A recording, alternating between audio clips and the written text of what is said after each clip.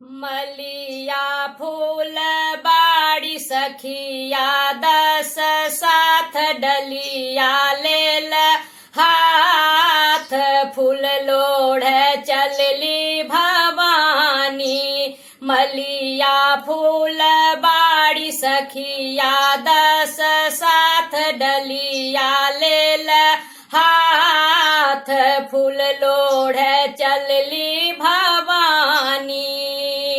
कौन फूल फूल भिन सरबा कौन फूल आधी राती कौन फूल आधी राती कौन फूल दोपहरिया। मलिया फूल बाड़ी सखिया 10 साथ डलिया लेल हाथ फूल लोढ़ चलली भवानी। बेली फूल फूल भिन सरबा चंपा फूल आधी रात चंपा फूल आधी रात अड़हुल फूल दोपहरिया।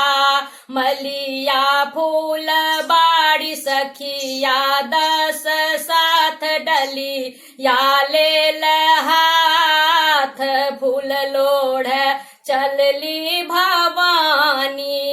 कौन फूल शिव के चढ़ायब कौन पूजब भगवान कौन पूजब भगवान कौन गौरी के चढ़ायब।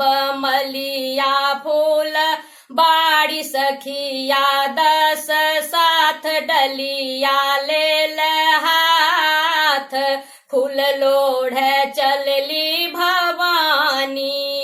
बेली फूल पूजब महादेव चंपा पूजब भगवान चंपा पूजब भगवान अड़हुल गौरी के चढ़ायब। मलिया फूल बाड़ सखिया 10 साथ डलिया लेल हाथ फूल लोढ़ चलली भवानी।